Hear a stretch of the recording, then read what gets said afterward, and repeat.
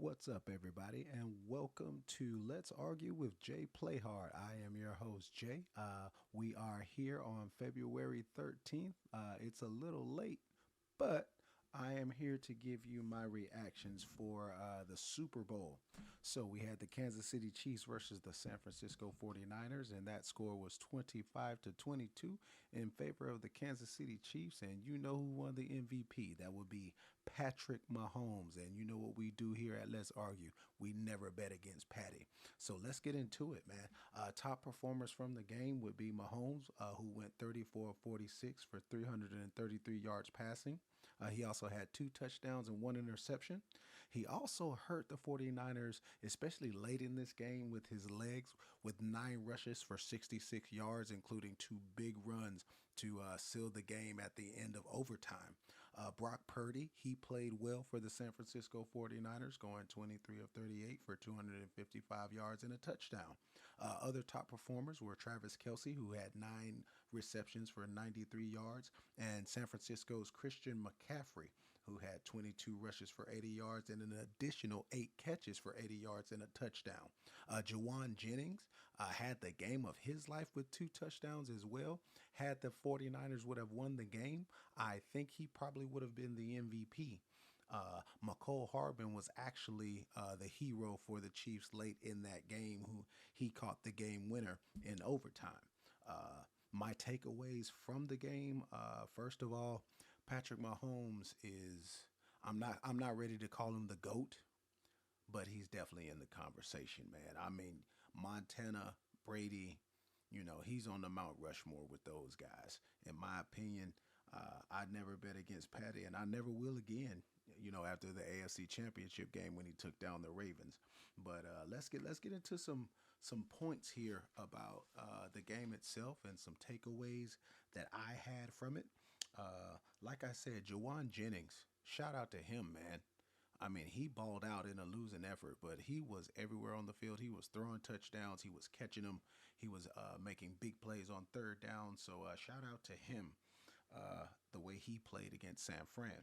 Now, we've talked about Patty. We've talked about how great he is, but let's give some love to Travis Kelsey too, man. I mean, he made some big catches down the stretch there to keep some drives going. The offensive line, they did look outmatched in the first half against San Francisco. They weren't holding the pocket together as long as they have been in the past. But I mean, that's to be expected with a team like San Francisco. I thought Isaiah Pacheco would have a bigger day. He did have some good runs in the second half once the defense was worn down. You could definitely tell that the physicality of the game was wearing down on both offensive and defensive lines for both teams. But Pacheco, he only had 57 yards rushing in that game, but he definitely had some big runs to help the team down the stretch. Um, Brandon Ayuk, or the lack thereof in this game, with only three catches. I don't know what the game plan was defensively to take him out of the game the way they did, but evidently it worked. Um, with Jawan Jennings having such a big game and with McCaffrey dominating the touches, I mean the ball there wasn't just enough balls to go around. Excuse me, but I don't know why you don't go to Brandon Ayuk more in this game. He is your wide receiver one. In my opinion, he took over that role during this season. I also saw credit the Pat McAfee show with this one, but uh, Ayuk isn't happy about it. He tweeted, don't forget what got you there. I'm assuming that's a reference to the game and his lack of involvement in the game plan. But Brandon Ayuk is definitely a situation to watch in San Francisco.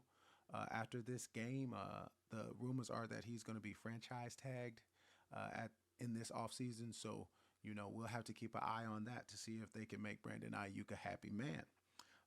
What does this mean for Kyle Shanahan in the loss? Um, you have another multi-possession lead in the Super Bowl that you give up.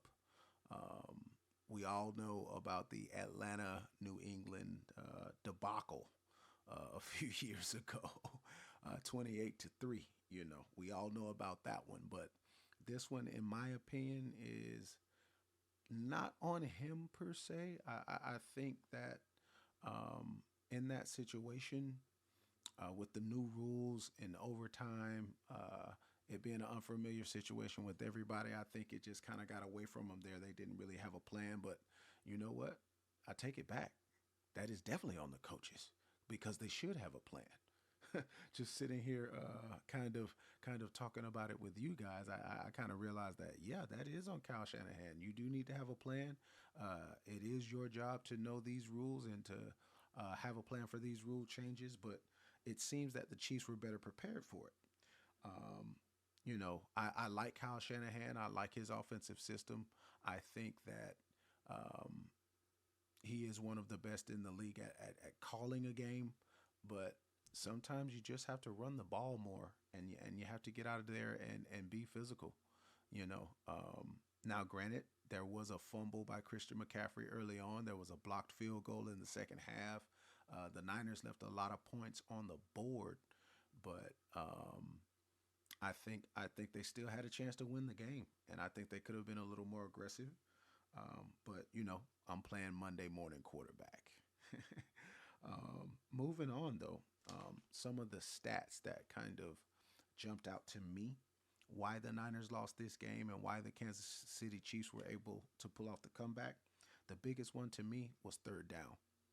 San Francisco was 3 for 12 on third down. I mean, if you're not converting um, at a level more than 25%, I mean, you're not going to win many games, especially the Super Bowl against a team like Kansas City. On the other hand, the Chiefs went 9 of 19. So this game was very, very even. The time of possession was even. The turnovers were even. Passing and rushing yardage was similar.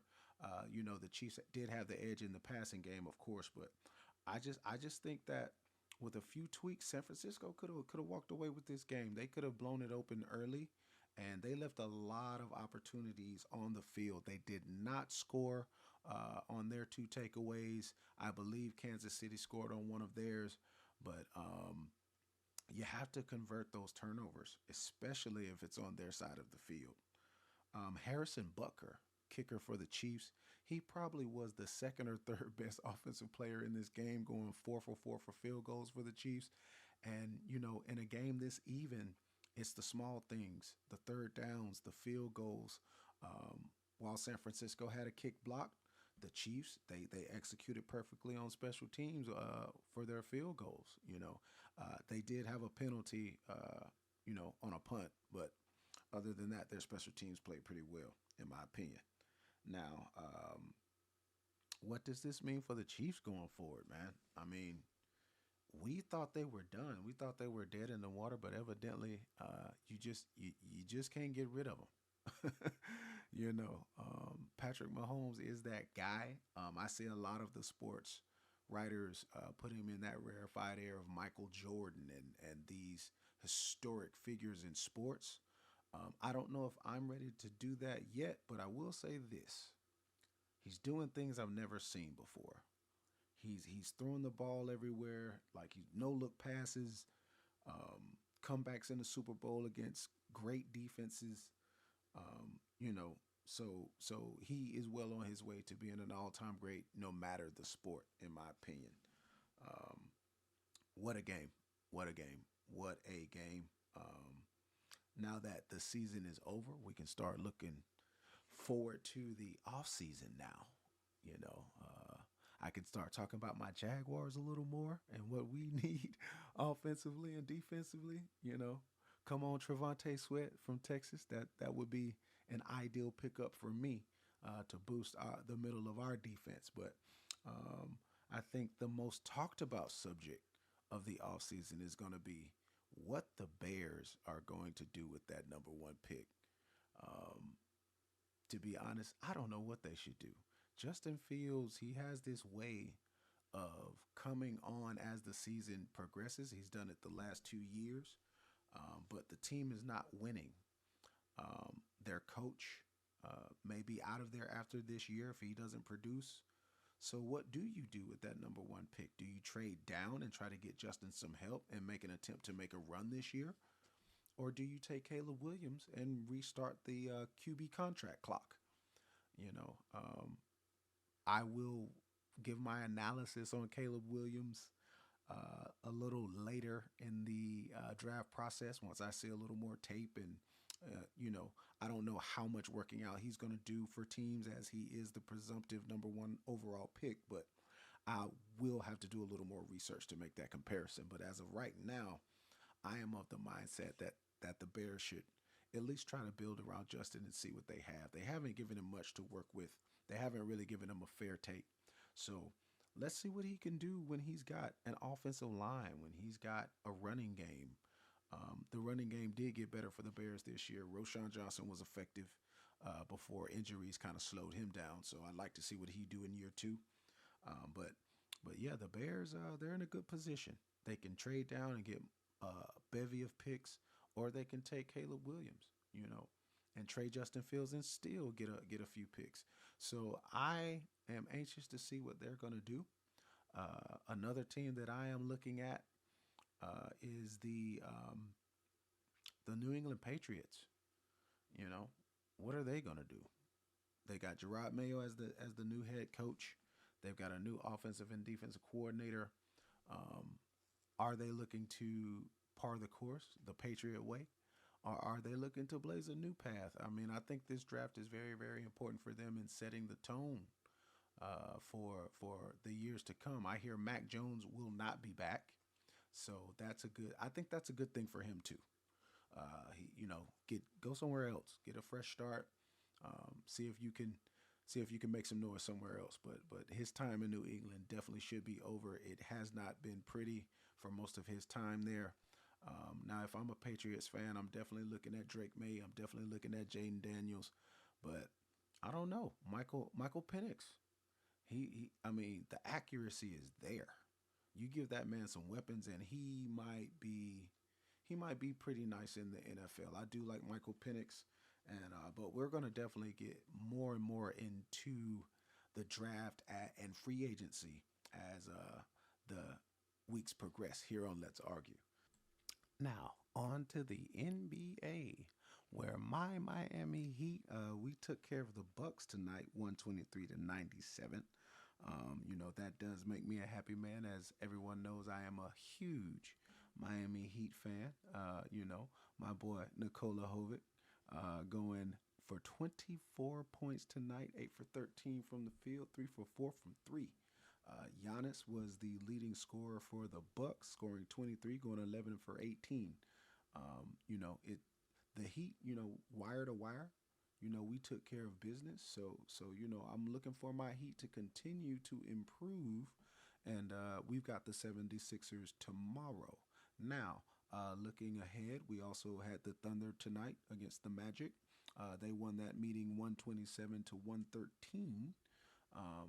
I'm impressed with this OKC team, man. They're young, but they are coming, and I can't wait to watch them in the playoffs.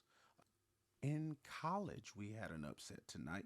North Carolina dropping their second game in a week to the Syracuse Orangemen. The Carolina Tar Heels 79, Syracuse 86. The game was tied at the end of the first half, but it seems that the Qs had their number in the second. So R.J. Davis, 19 points, 7 to 17 from the field, and Judah Mintz for the Syracuse Orangemen, going for 25 and 8 and 11. So there you have it. That was today in sports. I am Jay Playhard. I'm going to sign off here. Just real quick, please, please, please send me a friend request on Facebook at jay.playhard, PLAYHARD. That is my page where I will be pushing Let's Argue to the moon and interacting with fans and friends alike. So jump on that page, give me a follow. The podcast is on all of your major outlets such as Spotify, Apple Podcasts, Google Podcasts, iHeartRadio, so we're everywhere, and we're trying to grow this community into one big happy family, so if you're not a member, go ahead and join. And make sure to subscribe to my YouTube channel. Hit that notification button. You know what I mean? Like those videos. We're trying to grow so we can monetize and do some big things with this podcast in 2024. So, with that being said, I am going to let you go. You know, I don't keep you long. This is Jay Playhard signing off.